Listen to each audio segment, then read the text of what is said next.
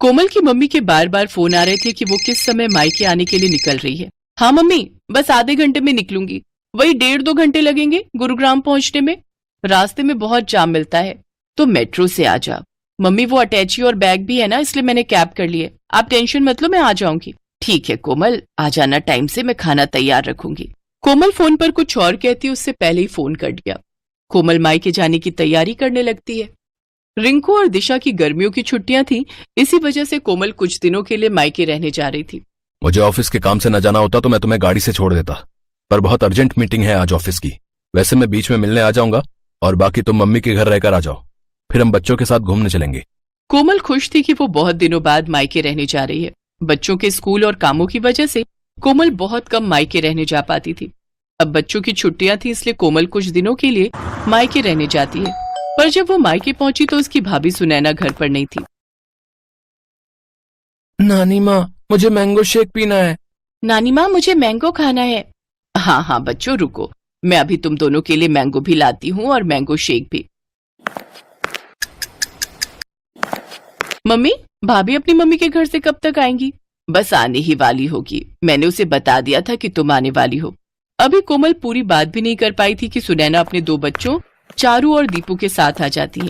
अरे माँ जी, फ्रिज के सारे आम काटकर अपनी बेटी को ही खिला दिए या फिर 1-2 छोड़े भी हैं? कैसी हो कोमल? नमस्ते भाभी, मैं ठीक हूँ। वो बच्चे मैंगो की जिद। हाँ हाँ, आम का सीजन है और बच्चे अपने मामा के घर आए तो आम तो खाएंगे ही ना। ये देखो, मम्मी ने पके हुए बढ़िया दशहरी आम खाने को दिए, पूरे 5 किलो हैं। अब देख लो, पिछली गली में मेरा घर है, फिर भी मम्मी पापा मुझे सामान देते ही रहते हैं।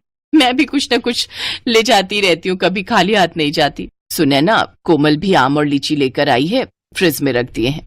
अच्छा किया, वैसे भी अब कुछ दिन यहाँ रुकोगे तो बच्चे तो कुछ ना कुछ खाने को मांगते ही रहते हैं। अच्छा, मैं ये आम फ्रिज में लगा कर आती हूँ। सुनैना रसोई में चली जाती है, पर कोमल उस समय गुस्से में थी। मम्मी, यही वजह है कि मैं यहाँ आना पसंद नहीं करती हूँ। मेरा तो मन ही नहीं था कि मैं इस बार छुट्टियों में मायके आऊँ। सुधीर तो बोल भी रहे थे कि कहीं घूमने चलते हैं। मैंने ही उन्हें मना कर दिया कि नहीं, पहले मैं कुछ दिन मम्मी के घर जाकर आऊंगी, इसके बाद घूमने जाएंगे। बहुत बड़ी गलती कर दी जो मैं यहाँ आ गई। अगर भाभी का यही रवैया रहा ना तो मैं फिर कभी नहीं आऊंगी मायके। अरे सुनैना की बातों पर ध्यान मत दिया कर, वो ऐसी ही है। उसे समझ नहीं है कि कब क्या बोलना चाहिए। और ये घर मेरा है, तेरी माँ का है। अभी क्योंकि मैं जिंदा हूँ इसलिए तू अपनी माँ के घर आई है, आराम से रह। आज तेरे पापा जिंदा होते तो तेरे आने पर पलके बिछा देते। कोमल देखती है उसकी माँ की आंखों में आंसू आ जाते हैं, इसलिए कोमल उस समय चुप हो जाती है और बात को बदल देती। मम्मी, भैया को ना फोन मिला दो, उन्हें कहना मेरे लिए बंगाली रसगुल्ले लेते हुए आएंगे, बहुत मन हो रहा है। तभी कोमल का भाई आ जाता है। अरे मुझे पता है तू आने वाली है, इसीलिए मैं रास्ते में हलवाई से बंगाली रसगुल्ले लेता हुआ आया हूँ। ये ले, तेरी पसंद के बंगाली रसगुल्ले, वो भी छोटे वाले। नमस्ते भैया, कैसे हो? थैंक यू, आपको याद था कि मैं आने वाली हूँ। हाँ, मम्मी ने सुबह बता दिया था कि तुम आने वाली हो। और जीजू कैसे हैं, सब बढ़िया? जी भैया, सब ठीक है। देसी घी लाए हो? मैंने बोला था देसी घी खत्म हो गया, लेते हुए आना। अरे मैं भूल ही गया, सॉरी। काम की चीज तो तुम भूल ही जाओगे जो मैंने बोली है। बहन के लिए रसगुल्ले लाना नहीं भूले, और देसी घी भी मैं अपने लिए नहीं बोल रही हूँ। रिंकू और दिशा देसी घी के पराठे खाते हैं। कोई बात नहीं भाभी, पराठे की इतनी जरूरत नहीं है, बच्चे सादी रोटी भी खा लेते हैं।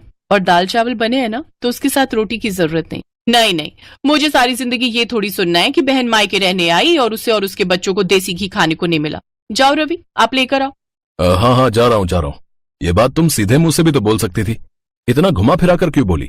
उस समय रवि देसी घी लेने के लिए चला जाता है।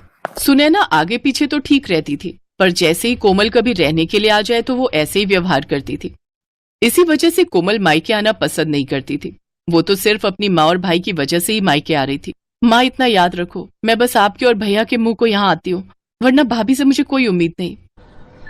कोमल का मन ही नहीं लग रहा था, क्योंकि उसकी भाभी सुनैना बहुत ही अटपटा व्यवहार करती थी।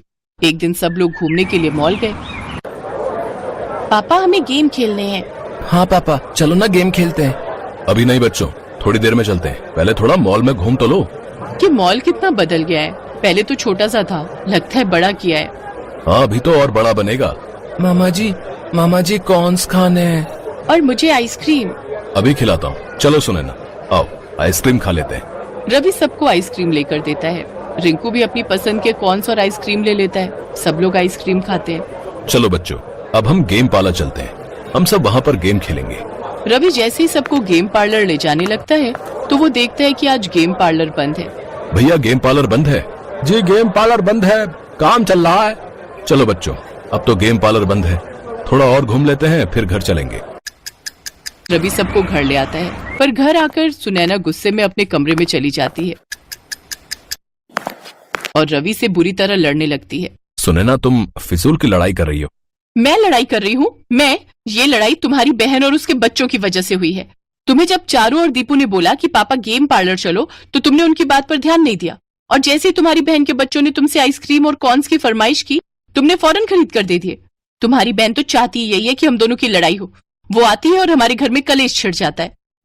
चुप हो जाओ सुनैना, कोमल सारी बातें सुन रही होगी, उस पर क्या बीतेगी तुमने सोचा भी है? कोमल इस घर की बेटी है, मेरी बहन है। अगर तुम्हारे घर में तुम्हारे साथ ऐसा हो तो तुम पर क्या बीतेगी सुनैना? थोड़ा होश में आओ, तुमने आज बहुत बोल दिया। कोमल सब कुछ सुन चुकी थी। कुछ देर बाद जब सुनैना शांत हो जाती है, रवि भैया, चारू और दीपू के एडमिशन की बात सुधीर जी ने स्कूल में कर ली है। आप चिंता मत करो, अब इन दोनों का एडमिशन भी रिंकू और दिशा के स्कूल में हो जाएगा। छुट्टियों के बाद आपको एक फॉर्म फिल करना है, बाकी सारी बात सुधीर जी ने कर ली है। अब जीजू को मेरी तरफ से थैंक यू बोलना। वैसे मैं भी उन्हें पर्सनली फोन कर दूंगा। इतने समय से एडमिशन की वजह से मैं बहुत परेशान था। सुधीर जी ने बहुत बड़ा काम कर दिया। कोमल वापस करते थे, मेरी छोटी छोटी जरूरतों का बहुत ख्याल रखते थे, मुझे किसी भी चीज की कमी नहीं होने देते थे। पर शादी के बाद मैं जब भी उनसे मिलने जाती हूँ वो मेरे से ठीक से बात ही नहीं करते, और यहाँ तक कि मुझसे मिलने भी नहीं आते, और मुझे उन्होंने बुलाना भी बहुत कम कर दिया है। आखिर ऐसा क्या हुआ है जिस वजह से वो लोग मुझसे बात करने से कतराने लगे हैं? हो सकता है बहू ये तुम्हारे मन का वहम हो।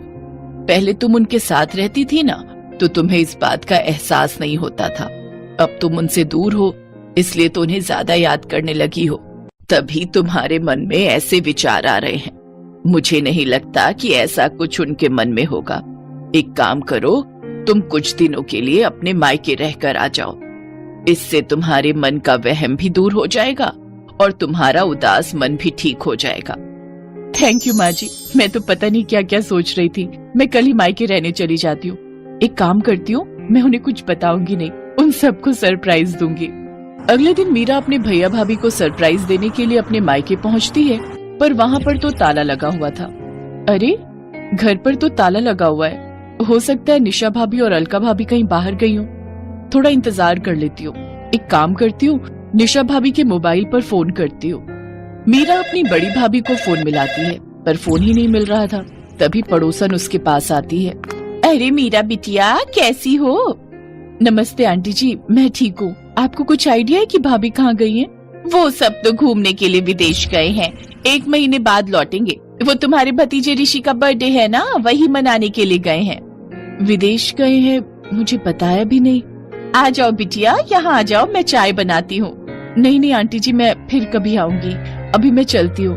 नमस्ते आंटी। मीरा के दिमाग में बहुत सी बातें चलने लगी। पूरे रास्ते कुछ न कुछ सोचती रही। अजय भैया और विजय भैया तो कह रहे थे कि मेरी शादी के लिए उन्होंने कर्ज लिया है, उनके पास शादी के लिए पैसे नहीं है। पहले ही उनका काम अच्छा नहीं चल रहा, बड़ी मुश्किल से मेरी शादी कर रहे हैं, पर विदेश ट्रिप में बर्थडे के लिए फिर उनके पास पैसे, मुझे कुछ समझ नहीं आ रहा। और यहाँ तक कि घूमने जा रहे हैं, वो भी देश से बाहर, विदेश में। मुझे एक बार फोन करके बताया तक नहीं। उलझन भरी बातें मीरा के दिमाग में चलती रहीं। जैसे ही वो वापस ससुराल पहुंची तो उसकी सास और पति दंग रह गए। अरे मीरा, तुम वापस आ गई? तुम तो भैया भाभी के घर रहने गई थी ना? क्या हुआ बहू, तुम लौट क्यों आई? भैया भाभी आउट ऑफ इंडिया गए हैं ऋषि का बर्थडे मनाने के लिए। सब लोग 1 महीने बाद लौटेंगे। मुझे एक बार भी फोन करके दोनों भैया और भाभी ने बताया तक नहीं। मैं यही सोच रही हूँ, कम से कम एक फोन तो कर देते। हमसे तो उन्होंने कहा था कि हमारे पास शादी के लिए पैसे नहीं हैं, इसीलिए अमित ने लोन लेकर पूरी शादी का खर्च उठाया था। वैसे मुझे ये बात कहनी नहीं चाहिए बहू, पता नहीं तुम क्या सोचोगी, पर उन लोगों के पास विदेश घूमने के लिए पैसे कहाँ आए, जबकि पूरी शादी तो हमने की है। यही देखते हुए कि उनके पास शादी के लिए पैसे नहीं है। ये तो तुम दोनों की लव मैरिज थी, इसी वजह से ना मैंने कुछ बोला, ना तुम्हारे ससुर जी ने, और ना ही अमित ने। छोड़ो विमला, ये सब कहने की क्या जरूरत है? बहू पहले ही बहुत परेशान है, ये सब बातें सुनकर ये और परेशान हो जाएगी। कोई नहीं, मीरा हमारी बहू है, हमारा खर्चा हो या इसके मायके वालों का, बात एक ही है। अगले 1 महीने तक मीरा के भाई भाभीियों ने एक भी फोन नहीं किया। अचानक 1 महीने बाद एक दिन जब मीरा अपने पति अमित के साथ बाजार गई हुई थी, वहीं उसकी दोनों भाभियां उसे दिखाई दें, पर वो दोनों उससे नजरें चुराने लगी। सुनो, ये तो निशा भाभी और अलका भाभी है ना? इसका मतलब ये लोग विदेश से वापस आ गए, पर इन्होंने आकर भी मुझे फोन नहीं किया। चलो तो मैं बात करती हूँ। छोड़ो ना मीरा, जब उन्होंने ही तुम्हें याद नहीं किया तो तुम क्यों उनसे बात कर रही हो? रहने दो। नहीं नहीं, ऐसे थोड़ी होता है। जरा पूछूं तो वो मेरी भाभियां हैं, उनसे ये सब पूछने का तो मेरा हक बनता है। रुको, मैं अभी पूछती हूँ। मीरा जैसे ही अपनी दोनों भाभियों के पास जाने लगती है, उसकी भाभियां उसे देखकर इग्नोर करके चली जाती हैं।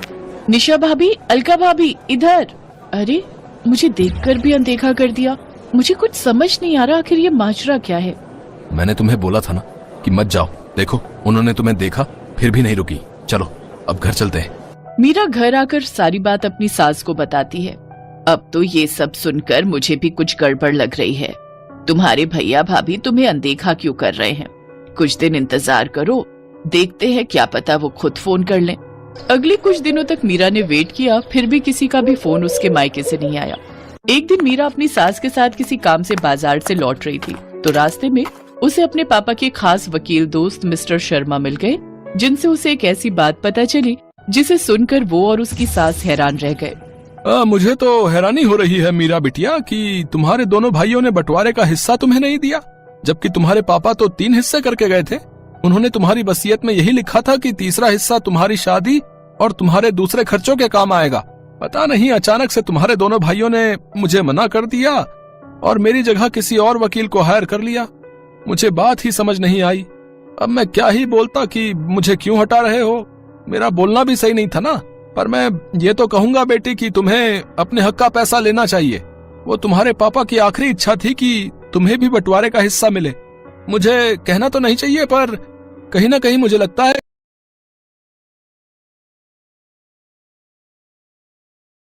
है कि तुम्हारे भाई भाभीियों ने तुमसे बेईमानी की है।